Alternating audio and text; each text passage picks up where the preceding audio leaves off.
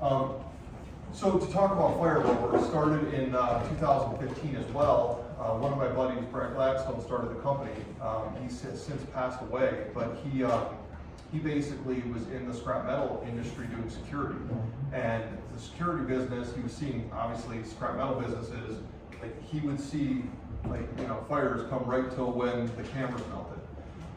So, he was sitting there one day in Detroit, and one of his customers, he was like, "Is there anything I can do? I'm sorry your place burned down." And, somebody looked at him and said, "If you could put the fire out next time, that'd be great."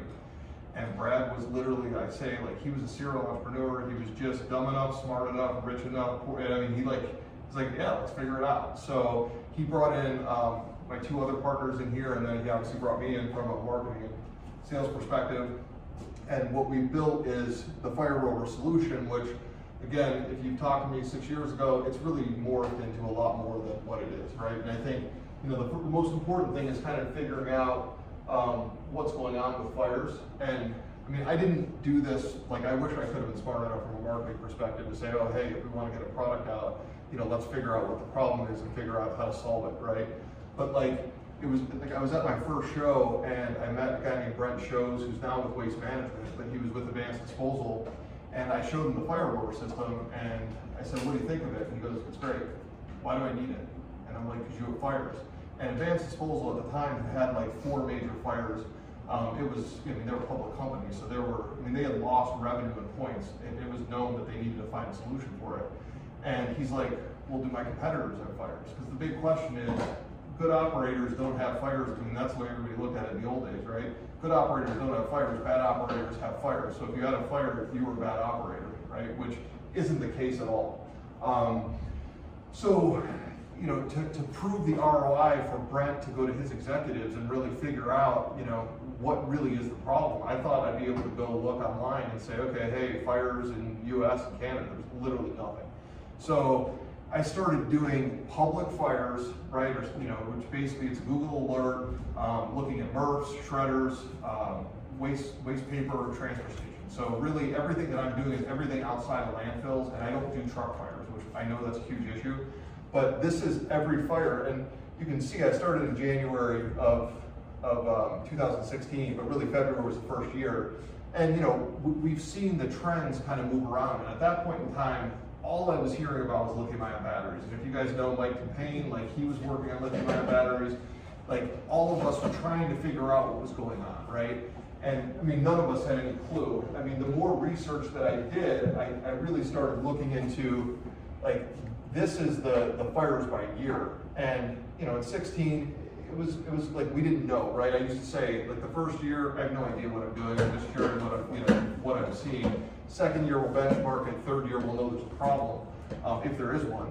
This I call the lithium-ion battery wave, because literally it was all happening here. We were seeing it, right? Like, we had a ton of catastrophic losses in here, but all of a sudden this is where it was like, to me, this was a year that we all realized that lithium-ion batteries are a huge issue. And again, the issue is twofold, right? 50% of the fires that we see are traditional fires that we've seen forever, right? And that's the thing, there's always been a risk of fire in our business. Lithium-ion batteries have just thrown a compounding factor to it that none of us could have imagined. And so in 2018, we see all these fires, and I think that was when everybody started to get really serious about it, right?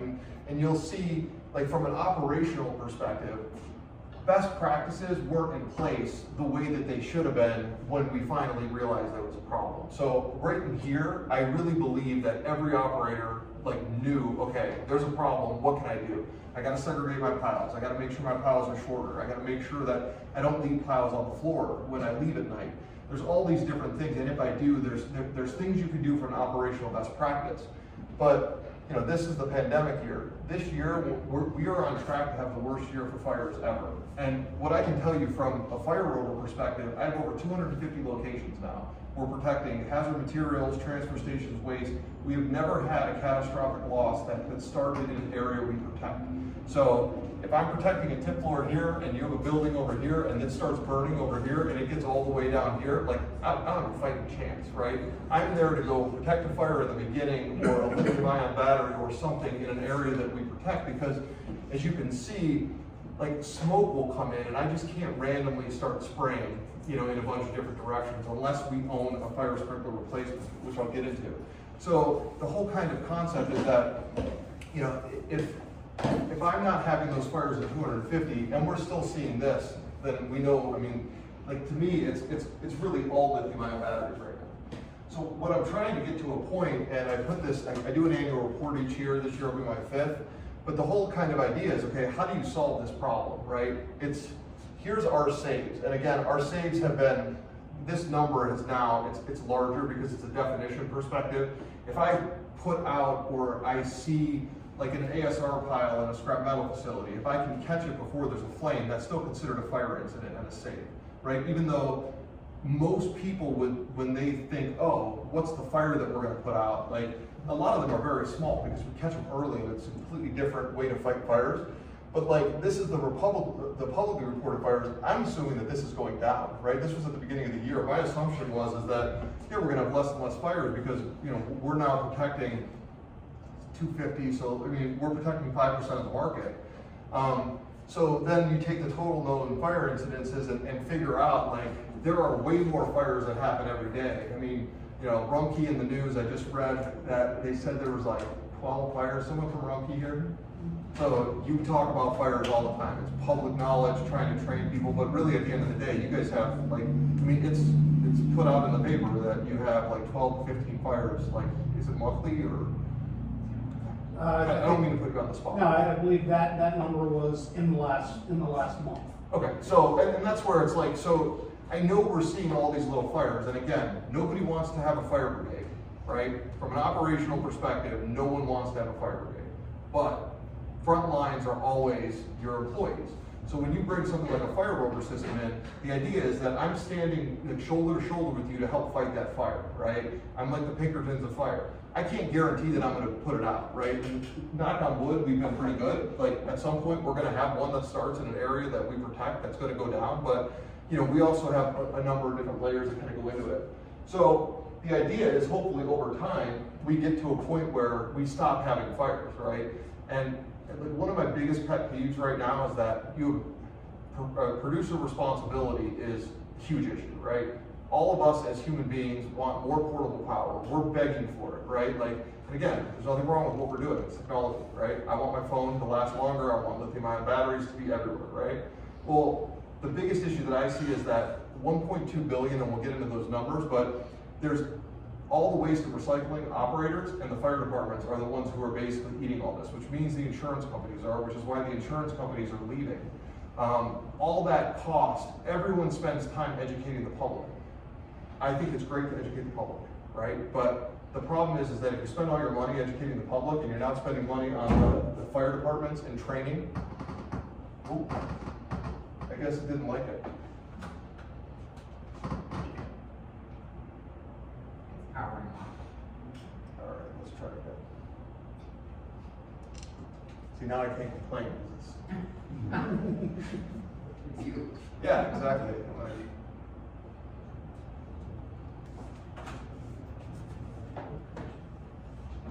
Yep, there we go. Okay, so basically, from my perspective, we're spending all this time, and if you look at the amount of fires, there's transfer stations and there's MRFs, but there's also, like, you can't educate your way out of a lithium-ion battery getting into a car that's been thrown into a scrap metal shredder. You can't educate your way out of, like, if this place burned down, all of the lithium-ion batteries that are in this room are going to be in that construction and demolition, all that material, right? So yes, you can educate the public to do a better job putting things into into the recycling bins and their waste bins. But at the end of the day, education is only one component. And again, I'm 100% for education. So like, but what I'm saying is that if we're going to start getting producers to be responsible and we're raising money, we should do more than just kind of education programs. We should be helping train firefighters and train and provide equipment for waste and recycling operators. So this is the waste paper and plastic. I break it down: scrap metal, organics, chemicals, C&D, rubber, e-scrap. The reason I put waste paper and plastic together is because it's a they're very similar, right? In the sense of you can educate your way out of this. You can't educate your way out of a lot of these, so they're just different footprints. But as you can see, I mean, we're still, even though the numbers are down for 2002, I mean, we're still ahead. And here I have a couple others. I think this is a better drop of. So what I do is I'll take the data and basically break it down into the percent of, like the total percentage of what these fires are to what we're seeing. And again, we're still seeing about 50% of the fires are coming out. This was 18. It was a little bit lower, but we had a huge amount of scrap metal fires in 18 as well, right? And again, a lot of those were lithium-ion batteries that are getting into shredders, coming into the ASR piles. I mean, we're seeing them like crazy. So again, if there's a way that you guys want to ever see the data, I'm happy to break it up and try to look at it. But when you get into, I mean, really the fact is, and this used to be a fight, right? Like, used to say like, hey, there's a problem with fires. I think we all kind of agree. I mean, every study that's come out, Eunomia, EREF, and all the different pieces, I mean, 75% of respondents having a fire, I think in reality, it's a hell of a lot worse than everybody says it is. That's why I basically take that number that's public, because if you think the only time I'm seeing a fire in the public data is when it's reported by the news media, which means it was a bigger fire where someone complained, there was smoke that came out, a 2-alarm, 3-alarm, 4-alarm fire. I mean, the little ones that are happening, I mean, nobody even sees them. And I mean, unless you guys are good about sharing that data, right? But a lot of people don't really want to share it. This is in England, and I've been looking at England for years, just because, I mean, looking at England and Australia, we've actually just put our first solution in England, and we're doing our first boxes being sent to Australia. But you'll see it's similar. Waste transfer stations, 40%. This is the household like waste. So basically it's about 50% of their fires that they're seeing are 50% of the fires that we're seeing. Again, I don't know if there's any scrap metal here, but scrap metal overseas is only 18%, and here it's 36%. It's an issue. I mean, I'm not the one who's going to solve that, but I mean, it's that's something that I think is interesting. And again, what's causing the fires? It's not just lithium-ion batteries, right? Everyone blames lithium-ion batteries. Like 1 out of every 2 is not a lithium-ion battery. It's an accelerant, it's an aerosol can, it's a propane tank, I mean, you know, you can tell me what it is, but so traditional fire, paint, fireworks, that's why we do see in the summer, we'll see briquettes that are getting in, and like people just, I mean, they'll throw anything. I mean, I call it effort recycling. Everybody else calls it like wishful recycling. But my feeling is that if you're sitting there with paint, you can either take it to the right place or you can drop it inside your bin and someone's going to pick it up, right? So what are you going to do? I mean, you know, and what are most people going to do is really the question. Lithium-ion, hot and dry environments, we see a spike during the summer, every summer. And then also in Florida, we'll actually see that spike happen during the wintertime. So when it's drier down there, which is, you know, kind of interesting. You know, sparks and hot works, this still happens all the time, right? So, I mean, guys come in, they fix equipment, and, you know, an ember comes down, hits it. And we had one in Canada that, like, an ember actually, like, if the sprinklers were here, an ember got above a sprinkler and literally burned the entire place down. So it's like, they get everywhere. Arson, I mean, like, a lot of people don't like when they see it, but I mean, it's reality. And then staffing, honestly, like this is one of the things that we've seen lately. Like, why have the fires really expanded over the last year? And again, I can only like guess what it is, right? But you know, is it staffing because we're running less? We have more material on the floor. Is it? And I personally believe that a lot of it, we're throwing so much accelerant, like so much of the hand sanitizer. I mean, think about 2 years ago versus today, and the amount of hand sanitizer that's getting tossed into a bin, right? Like, it's happening all the time, right? So again, I understand that, I mean, it just needs a quick flash, it needs a spark, and it can go off. So, I'll kind of spare some of these. I mean, this is really the Europe part. So, I think the most important part of this is really, like,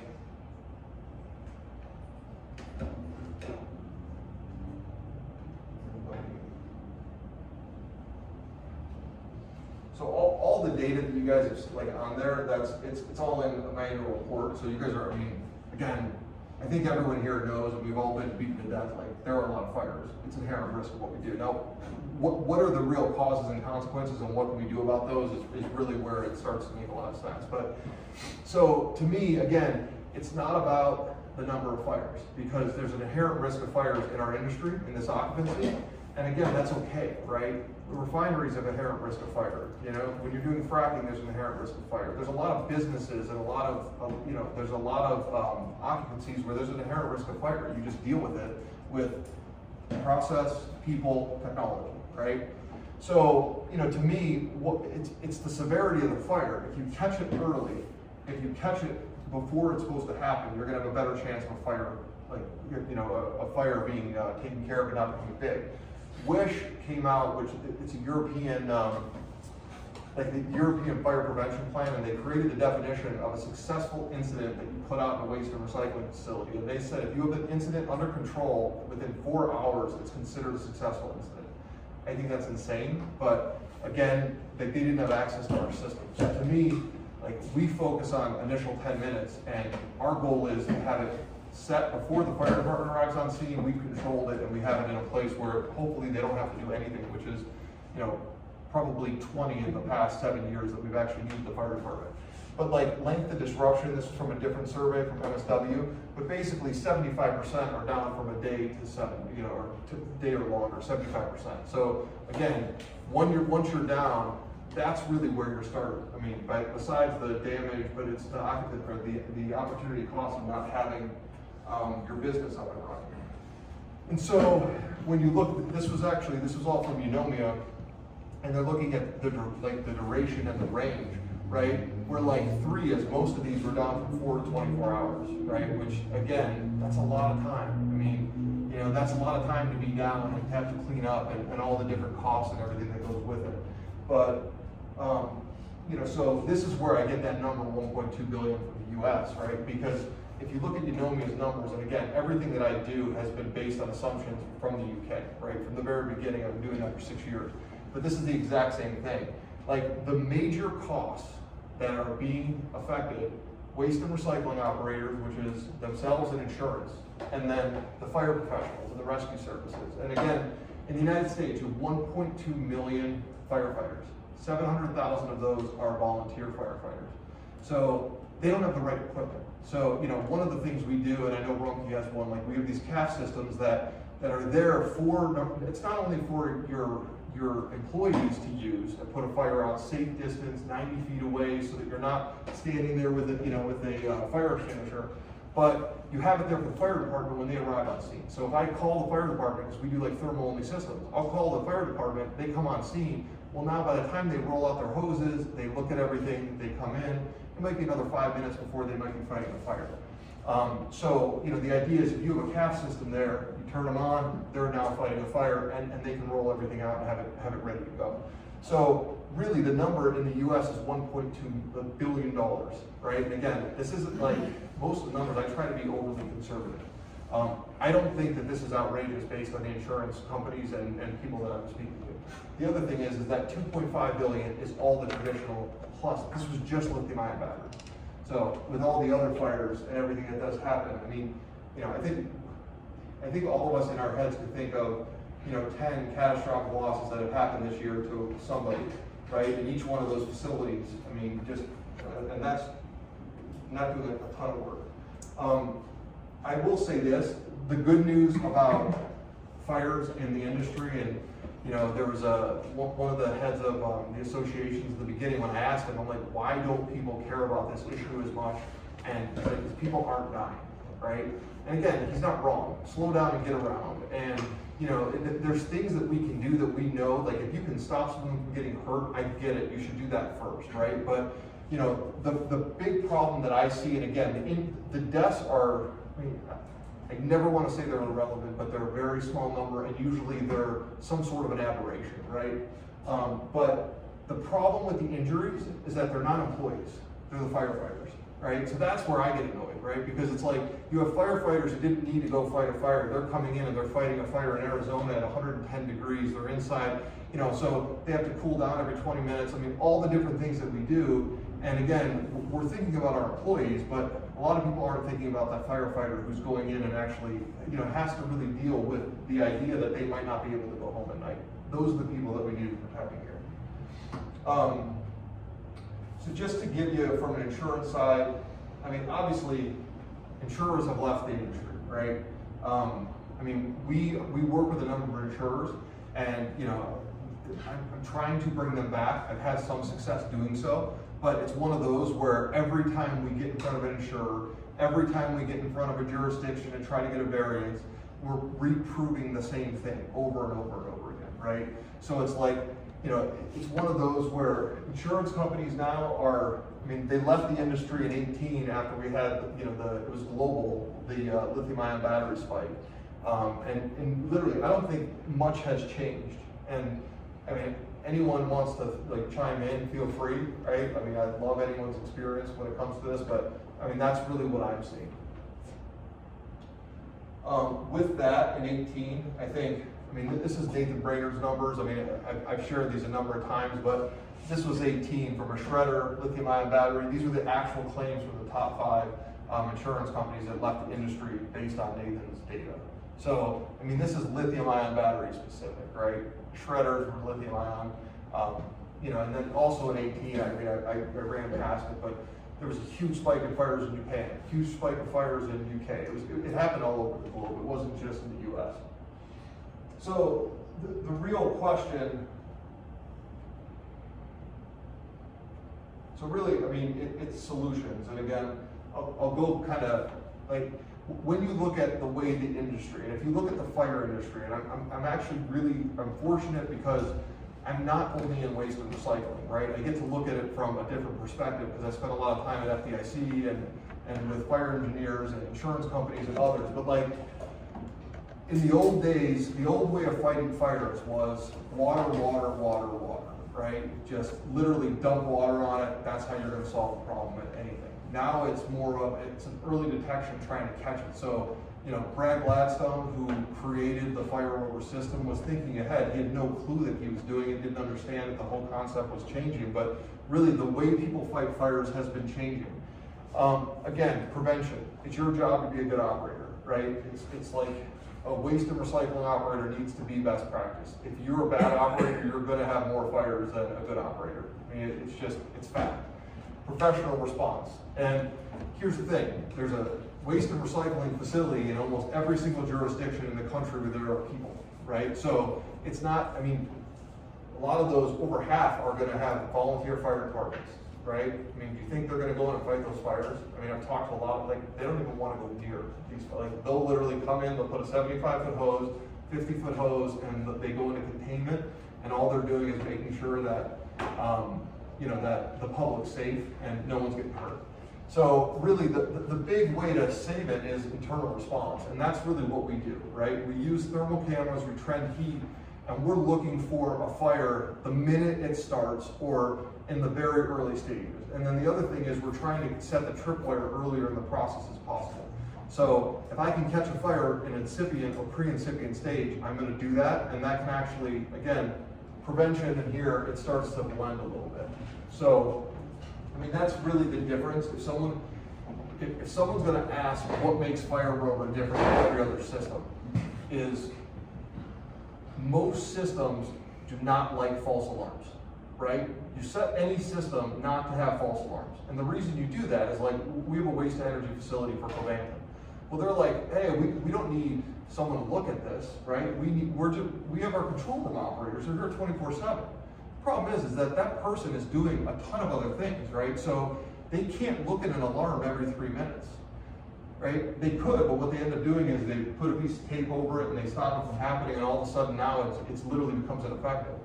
So what we do is literally, we love false alarms. And I know that sounds insane, but 99% of the time, I'm checking false alarms, I'm seeing that it's a forklift, I move it, it's gone, it's cleared, we're good, right? It's a sun hits like a certain spot on the floor, we see it, it pops up, alarm, nope, it's good, no fire, right? But when there is a fire, we're catching it, seeing it, and then we're reacting to it, right? And we'll do a bunch of different things. Call the fire department, we'll call the, whoever's on site, and then we can actually spray our system, right? So there's a lot of things that we can do. The whole idea, again, is that most systems, like a sprinkler system, 180 degrees radiant temperature for a fire up here, and this is 10 feet, right? So 12 feet. So normally we're in 30 to 40 feet.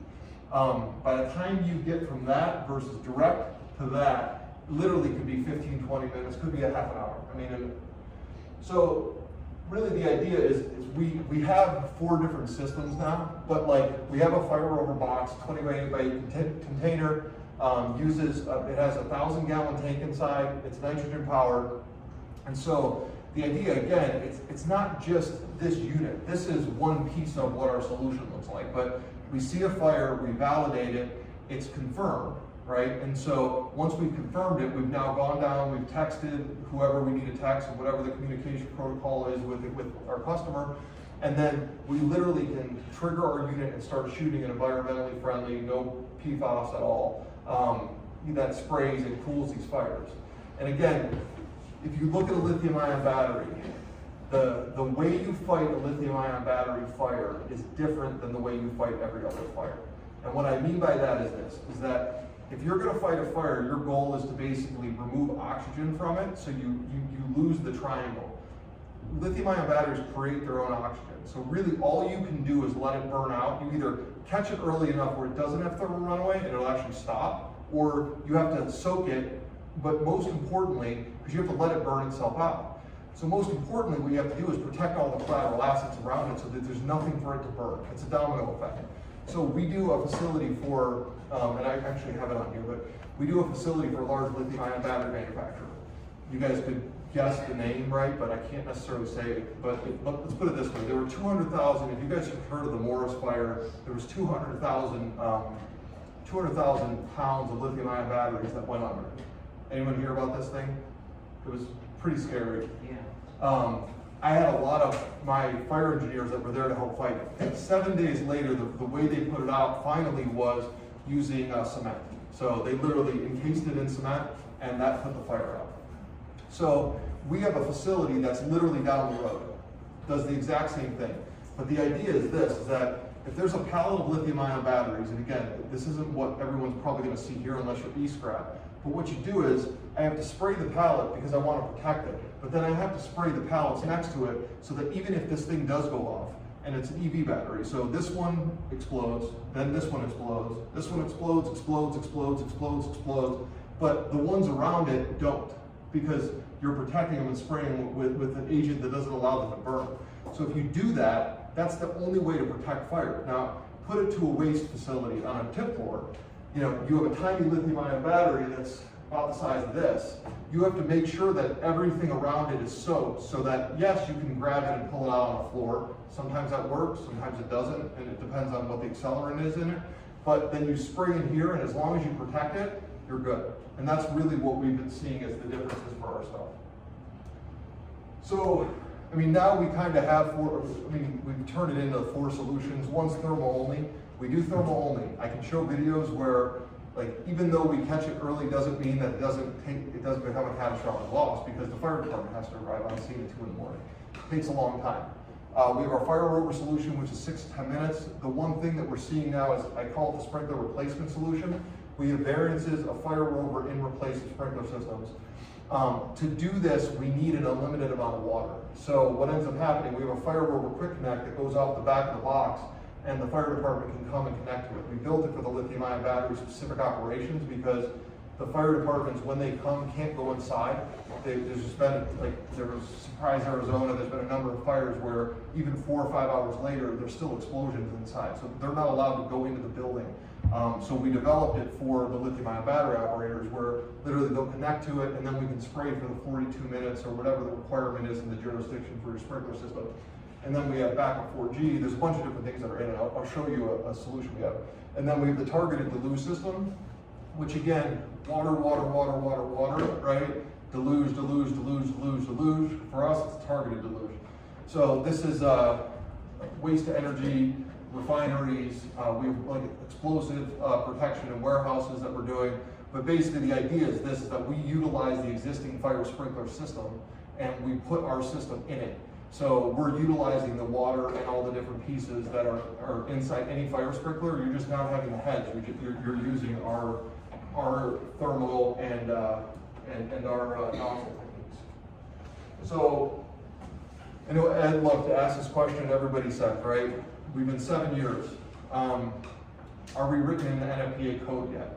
And the answer is yes, right? Now, we've been written in like 2 of the codes, right? Construction, demolition, which for any new fire like technology to actually be written into a code, and again, it's not even fire Rover, it's the definition of what our system is inside. We are working with FM. FM had a huge issue in the beginning because we use FLIR cameras. Well, FLIR, they didn't want, FLIR doesn't want to get FM certified, and basically they're the best in the world, so what are you going to do? When they say that, like, there's literally nothing. So basically that was like, we couldn't actually get an FM certification. They've changed that, and they've classified us as the first smart monitor. Bring a human being back in, and it becomes the first smart monitor, which a little bit of irony. But at the end of the day, we are going down the path now with FM, and we have a plan, and everything's in place for us to get certified. And so, and we continue to sit for all these different codes, and our goal is to get in there. So everybody asks the same question about the cooling agent. Is it like, we use an encapsulator agent? It works on A, B, and D fires. We can use any foams. We can use just water, depending on the jurisdiction.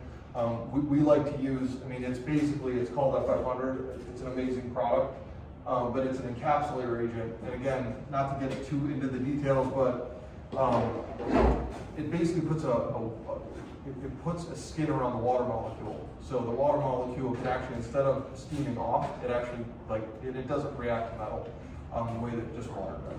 And for us, like if I'm going to a tip floor, I'm assuming that it's Class D fires, right? You're always going to assume that there's going to be Class D, even though it should only be A and B in theory. So this is a facility. So what we ended up having, I mean, this is where we get fun. Hopefully everybody wakes up a little bit. Yeah. Big lunch, Italian. All right. But so what ends up happening here, you see a fire, these facilities fill up with smoke, and that was one of the things I was surprised initially. They fill up with smoke a lot faster than we ever thought. Again, go to the communication protocol. Every site is different. Every site is customized to their people and their site. We can shoot through smoke. We can shoot through darkness. And we utilize 3 cameras. So for any like FLIR camera, we'll have a nozzle cam and an acre cam. So we can pull the depth. And then, I mean, it's harder to shoot these than you would think, right? But literally there's someone with a joystick on a desk in a UL certified facility that is putting the fire out. And then reacting to the fire. And most of the time, when I said less than 20 times we've ever drained the tank, because again, everyone will say that. They're like, oh, well, 6 to 8 minutes, that's not enough, right? But 6 and 8 minutes is a lot of value, right? I mean, we could literally make our box probably that size if we really needed to. And we would still be able to put out a lot of fires. But this is like how targeted it is. We do a lot of hazard material facilities. So like this was a mislabeled chemical, and you gotta think, in the old days what would happen is that either you would take a forklift operator that would pull all those pallets out as quick as you can to take that out, but you're putting a guy at risk. And you'll see in here, so we notify the operator, we're gonna spray it, and then I'll save you the, here, let me show it. So you'll see with the thermal, how targeted it is, right? We hit the 5th pallet, and then we know that is, we know that there's not a temperature warning on it. And as long as there's not a temperature warning, then it's safe to take it out. So at least we know that, when we're saying, hey, come get it, and like we're ready for it, and they'll bring the forklift over. But the beauty, again, it's environmentally friendly. It literally evaporates, so there's no cleanup. So this is the whole thing of when your system's down, right, you're losing money. I mean, everybody knows here, I can guarantee that any operator knows if you're down for an hour, what your cost is to your business, right? But again, we sprayed that, and we come and we'll refill it at 70%. So the way our system, it's maintenance, monitoring, warranty, bumper to bumper for the life of the contract. So some people will say that it is expensive for the full cost and inherent cost. It's not. It's literally less than half of an employee. So I'm not saying that's not a lot, but for the value that it's providing, there's definitely there's definitely a saving when you start looking at insurance, risk mitigation, like people, your business, up and running, all the different pieces.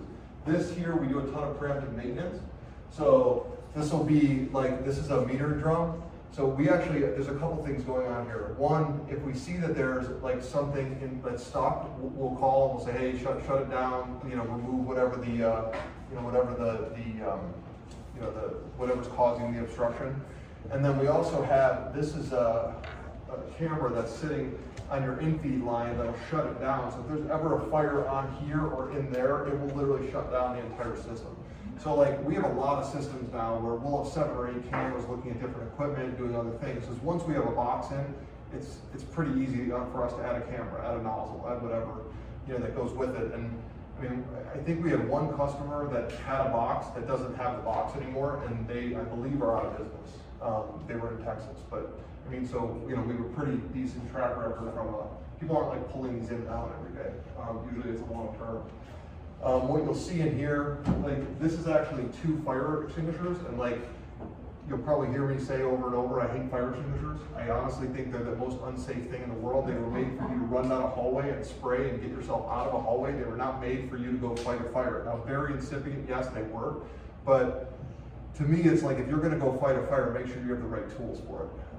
But right here, you had 2 guys that were actually in a loader, lifted up with the fire extinguishers that just made it, it basically took us a minute more to be able to start fighting this, and it had a minute to get bigger.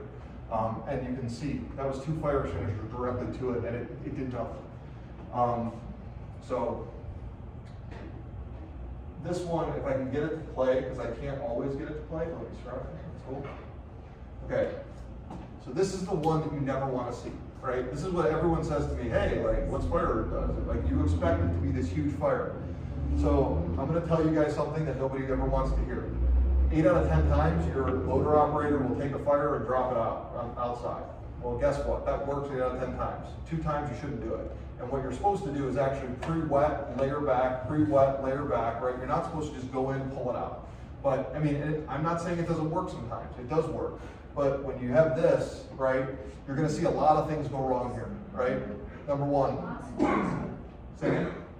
I was just going to say that's making it worse. Oh, it gets worse and worse. So this is a C&D operation. This was oak chips and an accelerant. We still don't know what the accelerant was because it's burned off and no one has any idea. Now again, you're going to see another fire extinguisher. You'll see a guy run in and like do a fire extinguisher. As we're supposed to see that, just like, again, this is the thing. It's like I give you a fire extinguisher, you think it does something. It's like me giving you a BB gun and telling you to go fight like crime, right? Like you walk in, you're gonna shoot it, and like the guy's gonna turn around and like know that you shot him, right? He's gonna be really pissed. So, so here's the other thing: sprinkler systems never went off, right? So this thing looks like a mess. By the way, these guys were up and running 3 hours later, right? There was no damage to this facility at all. So that's where we called the fire department. So again, like even if our unit didn't work, the fire department was still down its way. Okay, so there's a bunch of different layers on things that happen, and I'm not saying that our system doesn't work, but I'm also saying that we're not perfect. So if you buy our system thinking that we're going to replace, like we cannot guarantee we put a fire out. I mean, nobody can do that. It's insane. So what we're going to do is we continue to keep hitting the hot spots, right? And again, it's completely dark. No one should be inside here. No one should be breathing any of these. Like your employees should not be breathing whatever's in here. And there's been one study done in like Austria on the effects of the chemicals that come out of lithium-ion batteries. And again, I'm sure that's something we're going to hear in 5 years. But right now, I've seen one study so far. People really don't bring it up that much. But you know, most firefighters have some sort of a respirator on where they're able to at least go into these safely enough, right? But what you'll see, and I double time this, so you'll see it. We'll just keep going at it. And again, sprinkler systems have never gone off. And then what you'll see is like you'll see the fire department walk in, and I know this is like a long one. Sorry. There. Oh, sorry. It's never easy. So I mean, you'll see it start to clear up. You'll see a little bit less smoke, right? I mean, and again, the fire department walks in right then. So now they have a controlled situation to walk into. They're on the phone with us. They know that yes, you are able to go in there, and here's what we see. And that's what I'm saying in the beginning, right? Is that if a fire's over here and I'm protecting here, I'm going to spray into that, right? Like I can't just spray into that. I can't knock the person over. Like it's not going to kill anyone to get hit by this. And I mean, it's it's a paintball gun. It comes out at 150 PSI and it'll hit at about 60 PSI. So, I mean, listen, it's not gonna feel good and you don't wanna run into it, but at the end of the day, like, we don't wanna just randomly spray where we don't know what we're spraying without the right communication and all the different pieces. So, this will give you more of a,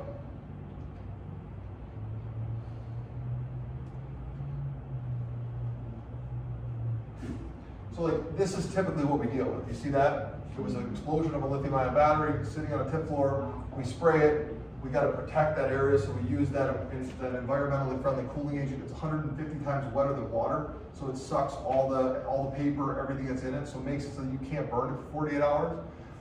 And that's really what the key is, right?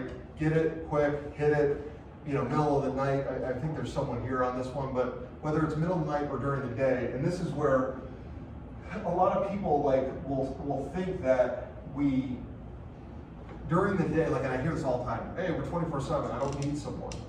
You know, I don't need someone watching it. Do you know how many fires we've caught where, like, and I mean, I can bring one up on YouTube, but where basically the forklift operator's working over here and there's a fire over on this side and he's not, I mean, you won't even see him for 20 minutes. So, you know, I mean, like, I have fire after fire that we've caught of these. This one is, I mean, this was massive.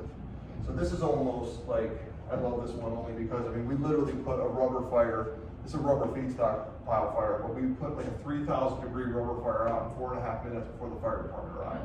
So this is what people say, like, your 1,000-gallon tank isn't gonna work. It's like, literally, it works, right? Like, it's more than enough. I mean, again, you know, you definitely, so, I mean, we'll go after this one. And like, very importantly, we're also gonna spray the side of the building. So, you know, we use our pressure because we need to get distance, but we really only have to fog it on.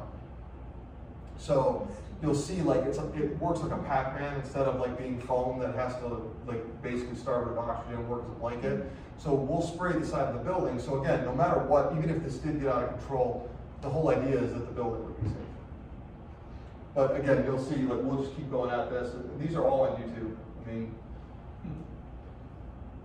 we'll just keep going at it, and then what you'll see is, you'll see the proper way, right? Once it's under control and we know that there isn't, now they're pulling away. Spray, pull away, spray, pull away, spray, pull away, which is exactly what you should be doing once you're trying to get to a deep-seated fire.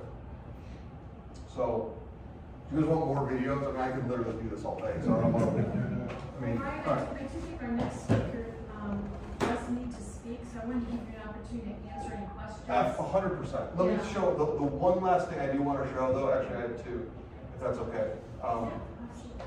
But I thought the speaker wasn't coming, so I'm glad that didn't happen. Yeah. But so we did just come up with a new solution that I want to share. It's called OnWatch, and this is for anyone with landfills.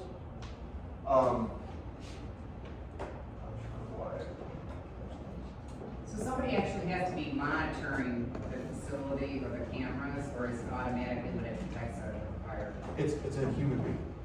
So that's where, again, it's like, we'll look at, they make a decision based on verification of a fire or no fire.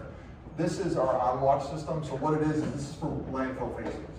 So it's pretty tough unit, drive it on, it's solar powered, it's wind powered, and then it does early detection and verification. And again, that verification is key.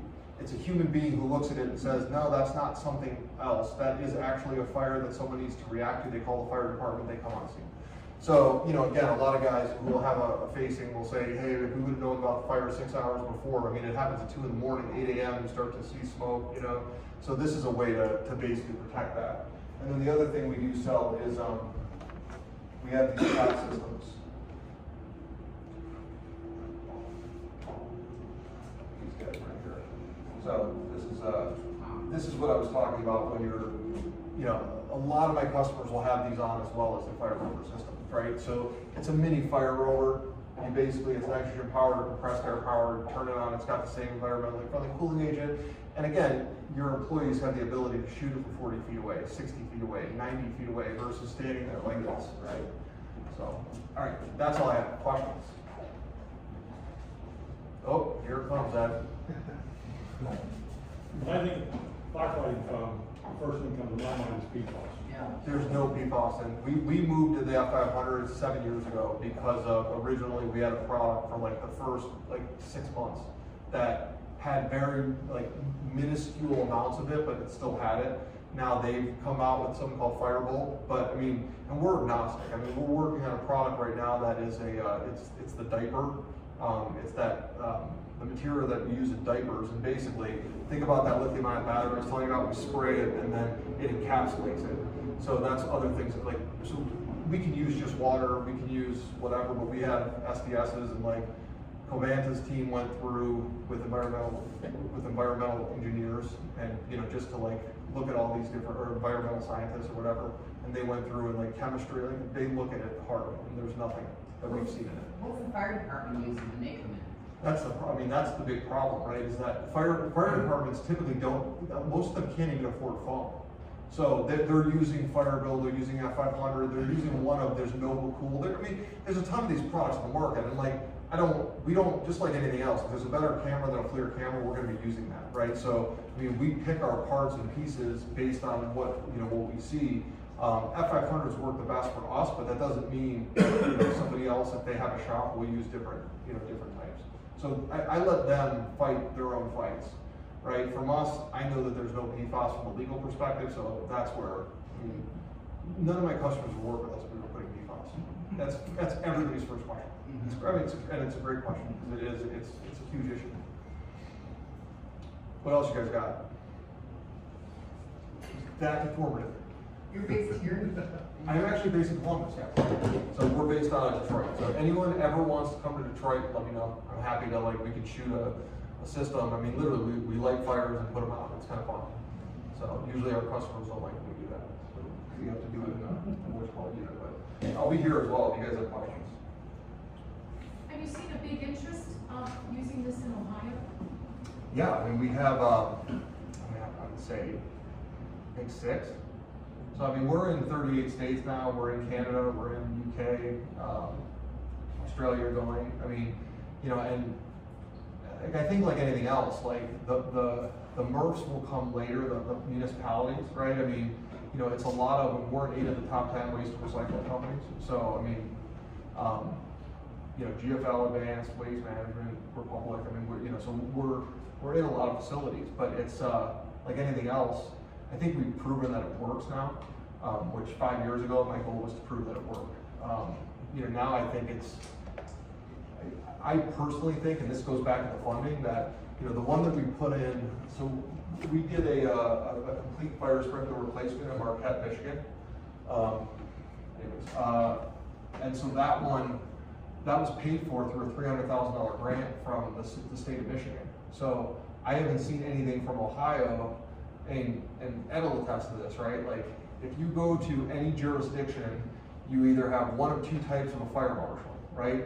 One is that they follow rules, period. They don't care what anyone says, but as long as they follow the rule, then they're protected. And 2 are the guys who go out and basically try to really put fires out and actually care about technology and care about doing things differently. And so you run up with number 1, nothing gets done, right? Because they're just gonna say, if it's not written in the code where it says exactly this, this, and this, even if you make the case for performance, they can fight it. So we've had a lot of luck. I mean, we have over 100 facilities where we are the only sprinkler system. We have variances in Pennsylvania and in Michigan that are formal Fire Rover in use, like, or Fire Rover in replacement sprinkler system. But like, we're doing things further, like, you'll look at like specific, like we have to cool a firewall, right? That's a requirement that we have to go in and make sure that we have a nozzle that's on both sides, so we cool the firewall. And then we have to have like 2 enforcers for every 5,000 square feet, and or 2 and 4, like 5,000 square feet need an enforcer. And then we have to have the 4G backup. We have to have like, so as long as we can meet or exceed that limit, we can prove pretty much to anyone that it works better. So, and that's, I mean, NFPA fights with that all the time, and all say, and like it's moving that way. So we are seeing, I mean, what we're doing now just in waste and recycling, we're doing it in other industries, and it's like, they haven't seen it. I mean, waste is actually, it's been on the forefront of this from a technology perspective, and we've been very lucky and fortunate that, the customers that have believed in our system have, and, you know, have really, have been very supportive. So I appreciate it, and honestly, that's really, you know, if you look at it, that's why, I mean, we love it here. I mean, here being in waste and recycling, so.